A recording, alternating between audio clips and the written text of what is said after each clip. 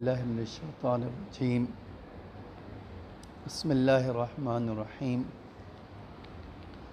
الحمد للہ رب العالمین والصلاة والسلام والتحیۃ والاکرام علی بشیر النذیر والسراج المنیر حبیب الہ العالمین ابو القاسم المصطفیٰ محمد اللہم صلی علی محمد وعلى آلہ الطیبین الطاہرین المعصومین المظلومین الغر المیامین لا سیما الامام المبین بقیت اللہ فی الارضین الحجۃ الثانی عشر الامام المہدی المنتظر صلوات اللہ وسلامہ علیہ اما بعد فقد قال رسول اللہ صلی اللہ علیہ وآلہ وسلم فی دعاء رمضان اللہم اجعل صیامی فیہ صیام الصائمین وقیامی فیہ قیام القائمین ونبہنی فیہ عن نومۃ الغافلین وحبلی جرمی فیہ یا الہ العالمین واعف عنی یا عافیا عن المجرمین۔ عزیزان گرامی، معزز سامعین، ہم نے آج یہ ماہ مبارک کا دوسرا دن ہے اور ہم پہلی دعا کے دوسرے حصے کو لے کر آپ کے سامنے حاضر ہوئے ہیں، اور آج دو فقرے کے بارے میں ہم بات کریں گے۔ ہم نے کل اس بارے میں بات کی کہ واقعی روزہ کیا ہوتا ہے، جس میں اللہ کا رسول کہہ رہا ہے پہلی ہی ماہ مبارک کو دعا کر رہا ہے، اے اللہ ہمیں واقعی روزہ داروں میں قرار دے، اور اے اللہ ہمیں واقعی عبادت گزاروں میں قرار دے، اور اے اللہ ہماری زندگی کہیں غافل رہنے والوں کی طرح نہ کٹ جائے، اے اللہ ہمیں غفلت سے بیدار کر دے۔ یہ تین جملوں کے بارے میں کل ہم نے مختصر سی گفتگو آپ کے سامنے پیش کی۔ آج اس جملے کے بارے میں بات کرنا چاہتا ہوں، وَحَبْلِ جُرْمِي فِيهِ یا الہ العالمین۔ اس میں چند نکات کی طرف آپ کی توجہ چاہتا ہوں۔ پہلا ہے حبلی، اے اللہ مجھے گفٹ کر دے۔ ماہ مبارک کے روزے کی دوسرے دن یا دوسری دعا میں اللہ کا رسول کہہ رہا ہے اے اللہ مجھے گفٹ کر دے۔ کیا چیز گفٹ کر دے؟ جرمی فیہ، جو میں نے آج تک جرم کیا ہے اس کو مجھے گفٹ کر دے۔ پھر اس کے بعد تیسرا جو ہے لفظ جو ہے یا الہ العالمین، اے کائنات کے مالک و مختار، مجھے عالمین کا لفظ استعمال ہوا ہے جیسے جمع ہے، یعنی صرف خالی یہی نہیں۔ اب اس کا اگر معنی کریں آپ تو ایک تھوڑے سے مقدمے کی طرف آپ کی توجہ چاہتا ہوں اور میں پھر آ کر اس کی وضاحت۔ حدیثوں میں ہمارے پاس یہ آیا ہے کہ دنیا یہ جو ہم جس دنیا میں رہتے ہیں وہ پسترین دنیا ہے اور وہ ایک چھوٹا پلانٹ ہے، اور حدیثوں میں ایک جملہ آیا ہے کہ 12,000 اللہ کے لیے اس طرح کے پلانٹ، 12,000 حدیثوں میں آیا، شاید امام فرمانا چاہ رہے ہوں کہ اور بھی ہو جس کو ہم نہیں جانتے۔ تو اس دنیا کے جیسے ہزاروں دنیا ہے، اور وہ سب کا مالک کون ہے؟ ایک ہی ہے، دو نہیں ہے۔ اس ساری دنیا میں جو کائنات میں جو کچھ بھی ہو رہا ہے اس کا مالک و مختار اللہ ہی ہے، اللہ کے علاوہ نہیں ہے۔ اب جب ایک طرف ہم یہ کہتے ہیں کہ ہر چیز کا مالک و مختار ہمارے پلانٹ کا اور اس طرح کے ہزاروں پلانٹ کا مالک و مختار ایک ہے، اچھا دوسری طرف سے جب انسان گناہ کرتا ہے تو یہ بھی ایک بڑا مسئلہ ہے، خالی اس کا اثر آپ کی دنیا تک محدود نہیں رہتا ہے۔ یہ ایک بہت بڑا جو ہے اس فقرے میں جو دعا کے فراز میں دعا کے اس ٹکڑے میں جس کی طرف اشارہ کیا گیا ہے، آپ ایک مثال کے طور پر جب ہم دعا کرتے ہیں تو کیا ہوتا ہے؟ یہ دعا ہماری اوپر جاتی ہے. اب اوپر جاتی ہے تو کون سی دنیا؟ عالم شہود، عالم غیب، عالم ارواح، عالم عقل، کہاں کہاں اس کا اثر دکھائی دیتا ہے. اسی طرح جب ہم جرم کرتے ہیں تو ہم سوچتے ہیں کہ ہم نے یہ جرم کر لیا اور بس ایک فرد، ایک جس کے لیے مثلا ہم نے خدا کا گناہ کیا ہے تو بس ہم نے خدا کے حق کی نافرمانی کی ہے، اس کی مخالفت کی ہے، ہم نے اس کی ناراضگی مول لی ہے. ہم یہ سوچتے ہیں، لیکن اس کا اثر کہاں کہاں ہوگا؟ میں ایک روایت پڑھتا ہوں آپ تاکہ اندازہ کر سکیں کہ آپ واقعاً اللہ کا رسول جو کہہ رہا ہے کہ اے اللہ مجھے گفٹ کر دے، میرے جرم کو مجھے گفٹ کر دے، اے ساری کائنات کے مالک و مختار مجھے اس تحفے میں دے دے. اب ایک روایت سن لیجئے تاکہ اس کا معنی واضح ہو جائے. میں نے ایک روایت میں دیکھا کہ جب انسان گناہ کرتا ہے تو کرامن کاتبین، ہمارے اللہ تعالیٰ نے ہر انسان کے لیے 2 فرشتے معین کیے ہیں جن کا کام کیا ہے؟ فَمَن يَعْمَلْ مِثْقَالَ ذَرَّةٍ خَيْرًا يَرَهُ وَمَن يَعْمَلْ مِثْقَالَ ذَرَّةٍ شَرًّا يَرَهُ.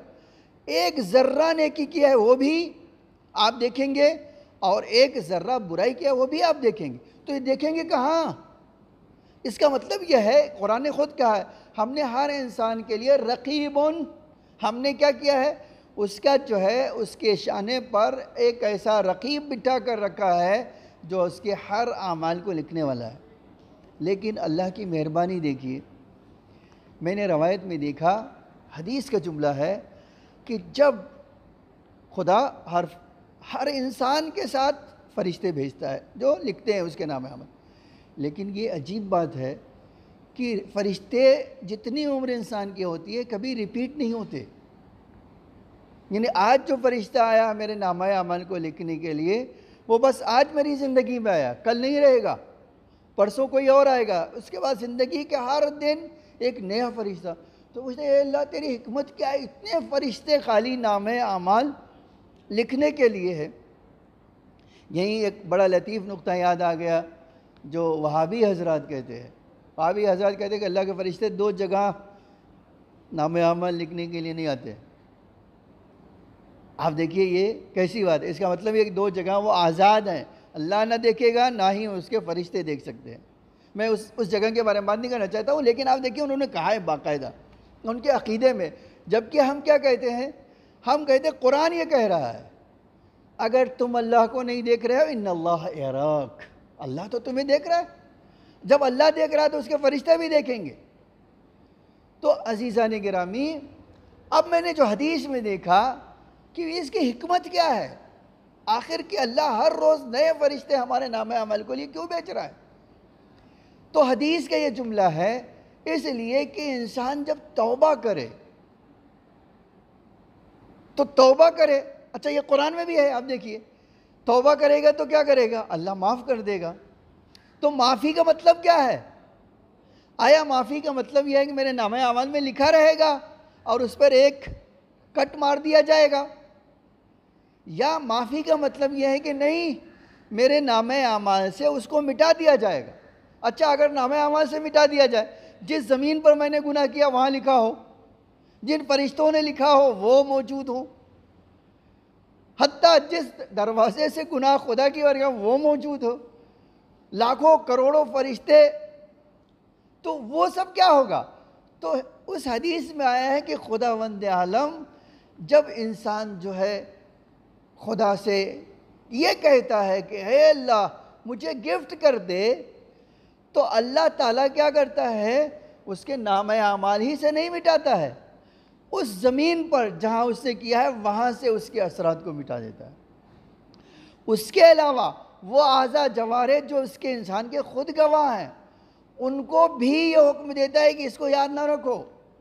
وہ فرشتے اسی لیے ایک بار بھیجتا ہے اللہ کی یہ گواہ نہ بن سکے. انہوں نے گواہی یہ اس بات کی دی گناہ کیا ہے اس نے، لیکن اس نے توبہ کیا ہے، یہ تو دیکھنے والے ہیں نہیں یہ. تو خداوند عالم جو ہے ایک گناہ کو مٹانے کے لیے کتنی جگہ سے اس کو محو کرتا ہے. اللہ کا رسول شاید اسی لیے کہہ رہے اے اللہ مجھے گفٹ کر دے میرا جرم. جب تو گفٹ کر دے گا تو نہ یہ میرے اعضاء گواہی دے سکیں گے، نہ میرا نام اعمال گواہی دے سکے گا، نہ یہ فرشتہ گواہی دے سکے گا، صرف اللہ اور اس کا بندہ ہوگا۔ اللہ دینے والا ہے اور بندہ لینے والا۔ آپ دیکھیں کتنا خوبصورت جملہ، اے اللہ میں بھوکا ہوں، میں نے تیری خوشنودی کے لیے روزہ رکھا ہے، اے اللہ آج میں تجھ سے سوالی ہوں، ہاتھ پھیلا کر تیری بارگاہ میں دعا کر رہا ہوں، اے اللہ تو نہیں میرے جرم کو مجھے عطا کرے گا تو کون عطا کرنے گا۔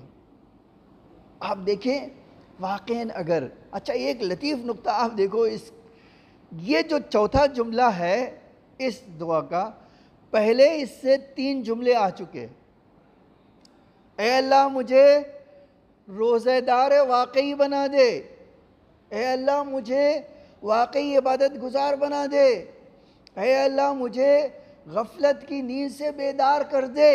اس کا مطلب کیا ہے؟ جب میری عبادتیں مجھے پاک و پاکیزہ کر دیں، جب یہ میرا روزہ میرے اندر خلوص پیدا کر دے، اور جب میں غفلت سے بیدار ہو کر تیری طرف آ جاؤں، تو یہ 3 مرحلہ میں نے عبادت کا پورا کر لیا۔ اب آپ دیکھیے جب 3 مرحلہ پورا کر لیا، اس کا مطلب کیا ہے؟ اس کا مطلب ہے کہ اب مجھے اللہ دوست رکھتا ہے، اب اللہ مجھے پسند کرنے لگا ہے، اب اللہ مجھ سے راضی ہے، اب اللہ مجھے جو ہے اپنی رحمت عطا کرنے والا۔ جب یہ ساری چیز ہے، اللہ کا رسول کہہ رہا ہے اے اللہ میں خطا کار ہوں، اے اللہ ہم بندے ہیں تیرے اور ہم نے گناہ کیا ہے، اے پروردگار اب تو ہم تیری اطاعت کی طرف پلٹ آ گئے ہیں، اب تو اپنے دل کو پاک و پاکیزہ کر رہے ہیں، اے اللہ اب تو ہم جاگنے لگے ہیں۔ تو اے اللہ ایسے وقت میں اگر تو مجرم کو اپنے معاف نہیں کرے گا تو اے اللہ یہ پاکیزگی کیسے حاصل ہوگی، یہ تیرا قرب کیسے حاصل ہوگا، یہ تیری رضا حاصل کیسے ہوگی پروردگار۔ اس لیے اب یہ چیزیں میں کر رہا ہوں تو اے پروردگار پاکیزہ دل ہے میرا، میں نے اس عبادتوں کے ذریعے سے تیرا قرب حاصل کر لیا ہے، میں بیدار ہو چکا ہوں، اے اللہ اب اپنے مجرم کو ہر وہ چیز عطا کر دے، گفٹ کر دے جو ایک مجرم مانگ رہا ہو۔ اور کس سے مانگ رہا ہو؟ الہ العالمین، کائنات کے رب سے مانگ رہا ہو، جس کا کام ہی ہے اپنے بندوں پر رحم کرنا، جس کا کام ہی ہے بھاگے ہوئے بندوں کو واپس آ رہا ہے، واپس آ رہے ہیں تو ان کے لیے دروازہ کھول دینا۔ اسی لیے یہ جملہ بڑا لطیف اور بہت بلند معنی کے ساتھ اللہ کے رسول نے ارشاد فرمایا۔ اس کے بعد آپ دیکھیے، آپ کبھی تصور کیجئے کہ اللہ کا رسول ہے، اس کے وہاں کبھی جملے ریپیٹ نہیں ہو سکتے۔ ایسا نہیں ہے کہ اس کو عربی نہیں آتی تھی، اس کو اللہ سے بات، اس سے بڑھ کر کوئی راز و نیاز اور حکمت کو سمجھتا نہیں ہے۔ اس کے بعد یہ جملہ واعف عنی، مجھے معاف کر دے، ایک بار مجھے گفٹ کر دے میرے جرم کو، اور اب کیا ہے؟ واعف عنی، اے اللہ مجھے معاف کر دے۔ اس کے بعد یا عافین عن المجرمین، اور تو ہی ہے جو معاف کرنے والا ہے، عافیت عطا کرنے والا ہے۔ یہاں پہ میں دیکھیے گناہ جو ہے، کبھی بھی آپ گناہ کی عظمت، گناہ کا بڑا ہونا، گناہ کے اثرات کا خطرناک ہونا کیسے ہوتا ہے؟ دیکھیے جس کے تعلق سے میں گناہ کرتا ہوں ہمیشہ اثر اسی کے لیے دیکھا جاتا ہے۔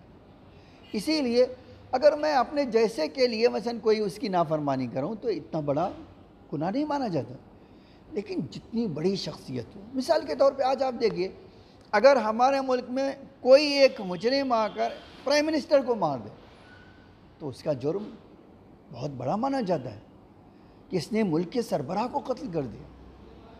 اب اگر اسی لیے اگر میں ایک معمولی انسان کی ناراضگی مول لوں تو وہ ایک الگ چیز ہوتی ہے، میں اپنے ماں باپ کی ناراضگی مول لوں تو وہ ایک الگ مرحلہ رہتا ہے، میں اپنے امام کی ناراضگی مول لوں اس کا ایک الگ مرحلہ ہوتا ہے، میں رسول اللہ کی حتیٰ آپ دیکھیے یہ جملہ ہے، اگر کوئی اللہ کے رسول کو اذیت کرے گا تو اللہ کہتا ہے میں اس کے سارے عمل کو برباد کر دوں گا، اس کے نامہ اعمال میں کوئی ثواب درج نہیں ہوگا۔ تو آپ دیکھیے یہ اتنا بڑا جو ہے عذاب کا سبب بنتا ہے خالی رسول اللہ کی مخالفت کرنے کی وجہ، تو اگر کوئی انسان اللہ کی مخالفت کرے تو کتنا بڑا مجرم بن جاتا ہے۔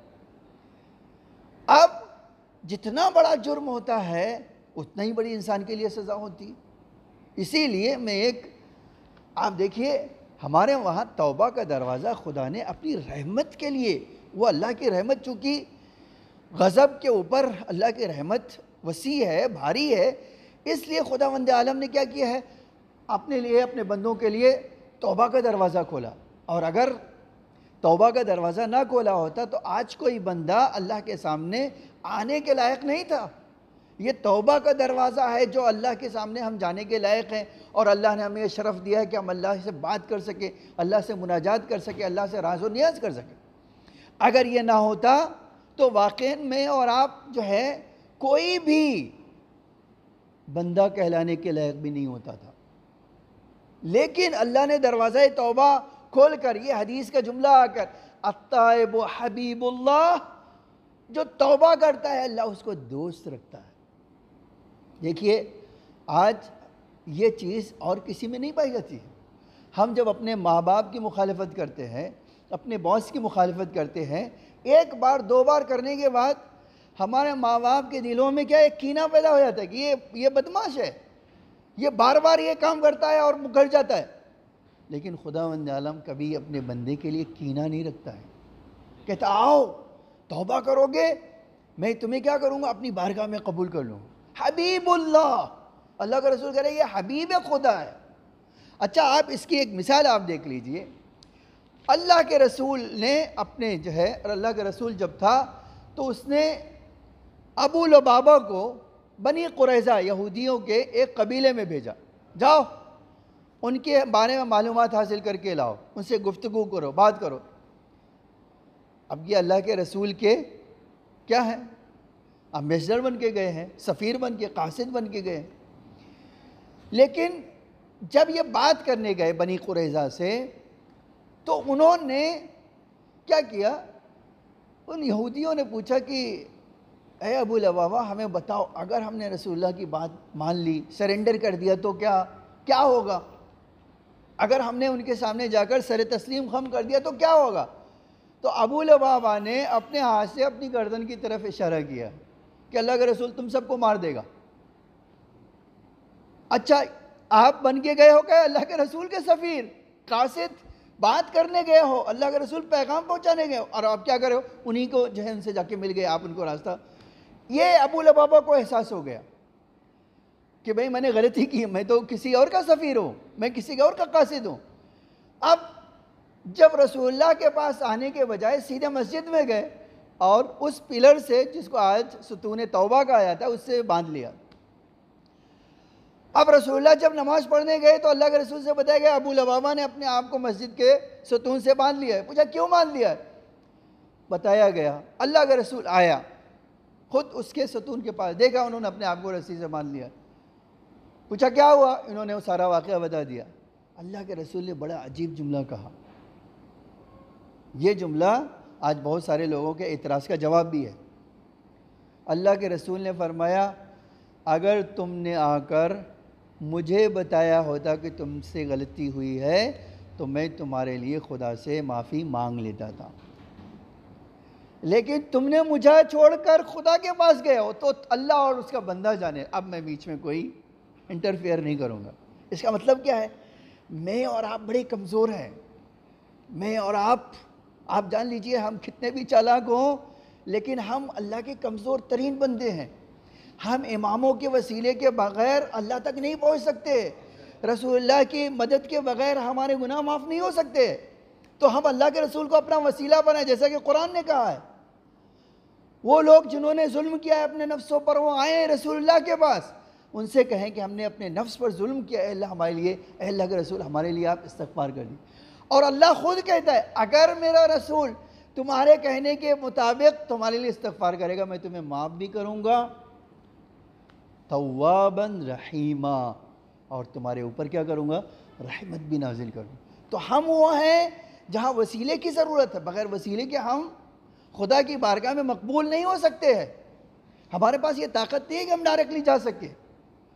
تو اللہ کے رسول نے ابو لبابہ سے کہا کہ اے ابو لبابہ اگر میرے پاس آئے ہوتے تو میں خود تمہارے لیے استغفار کرتا، لیکن اب تم خود گئے ہو تو تمہارا خدا اور تم جانو۔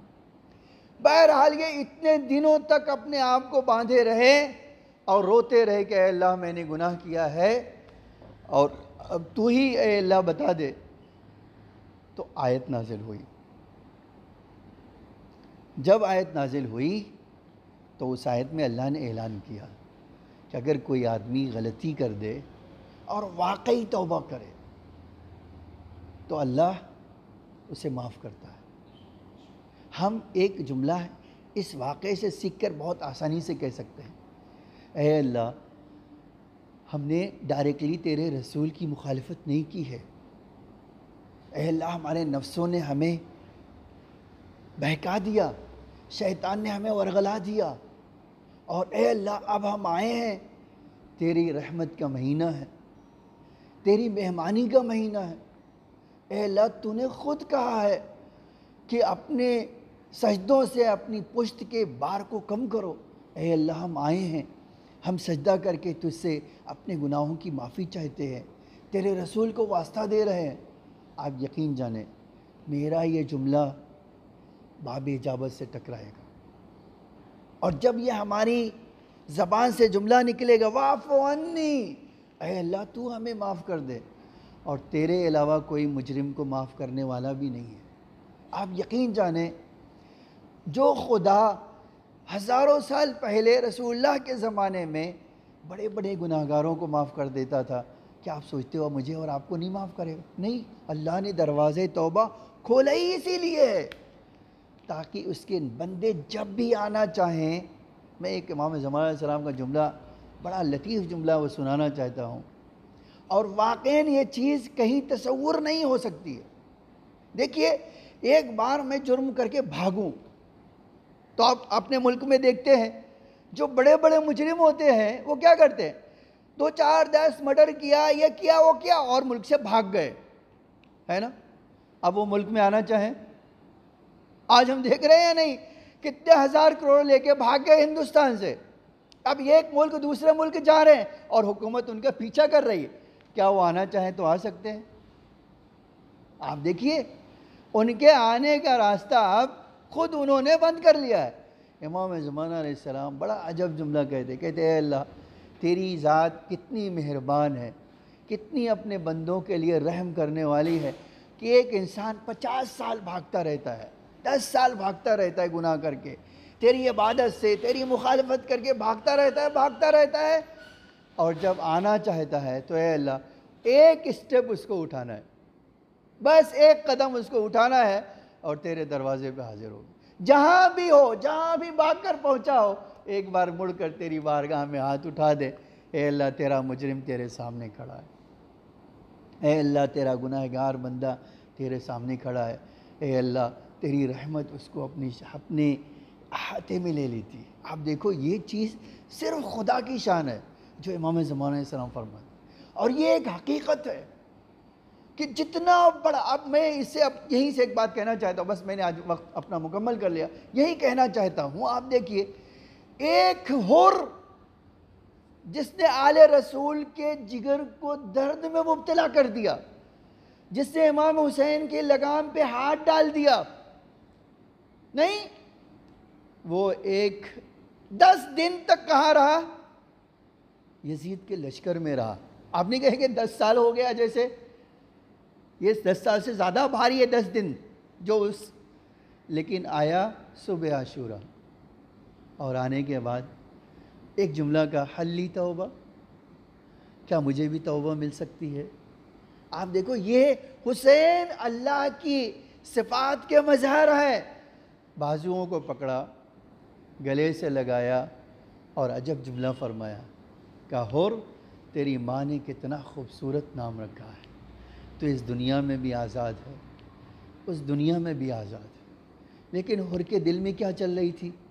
آپ دیکھیں اس حر نے ایک جملہ شہزادی کے پیغام کے مقابل میں کہا ہے کہ جب یہ حر آیا اور اصحاب حسینی میں خوشی کے لیے تکبیر بلند ہوئی، یہ آواز خیمہ حسینی میں جب گئی تو شہزادی نے ہماری سنا اور عجب جملہ فرمایا کہ فضا جا کے دیکھو کون آیا ہے. اب تک ہمارے حسین کے قاتل آئے ہیں، اب تک اس کربلا میں فوجیں آئی ہیں جو گھوڑے کو دوڑاتی تھی تاکہ ہمارے بچوں کا دل دہل جائے، تاکہ وہ پریشان ہو جائے۔ آج دیکھو کون آیا ہے جس سے خیام حسینی میں خوشی کی لہر ہے۔ جناب فضہ آئیں، پوچھا شہزادے یہ کیسی تکبیر کی آواز ہے؟ پلٹ کے فرمایا جا کے شہزادی سے کہہ دو یزید کے لشکر سے ہر ہماری مدد کے لیے آیا ہے۔ جیسے ہی یہ شہزادی نے پیغام سنا کہا فضہ ارے میں بڑی بے چین ہوں۔ کہا بی بی کاہے کی بے چینی ہے؟ کہا فضہ ہماری سیرت یہ ہے کہ جب کوئی مہمان آتا ہے تو اس کی خدمت کی جاتی ہے۔ آج ہمارا حسین کے مددگار آیا ہے، لیکن نہ تو ہمارے پاس پانی ہے کہ ہم اس کو پانی پلا سکے، نہ آب و دانہ ہے کہ ہم اسے پیش کر سکے۔ جا کر ایک فضہ جا کر میرا سلام کہہ دے اور کہہ دے اے حر ایسے وقت میں آئے ہو جب ہمارے پاس تمہاری میزبانی کے لیے کچھ نہیں ہے۔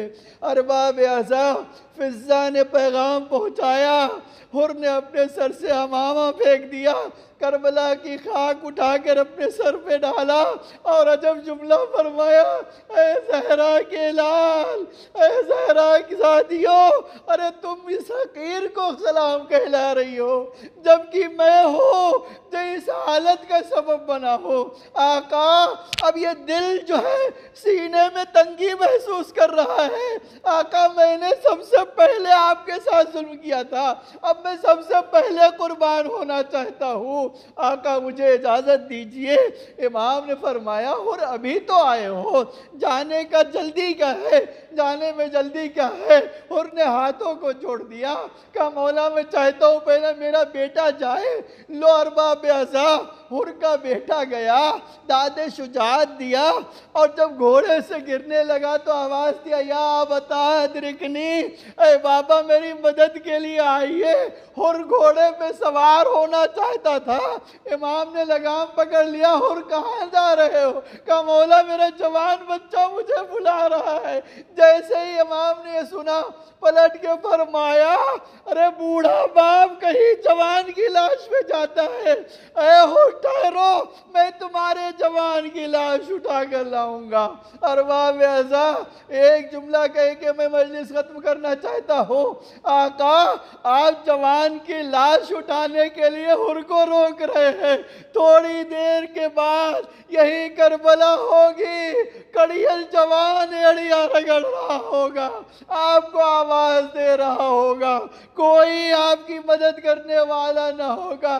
شاید آقا کہے ارے میں بنی ہاشم کے بچوں کو بلاؤں گا، اے بنی ہاشم کے بچوں آؤ اپنے جوان کی لاش اٹھاؤ۔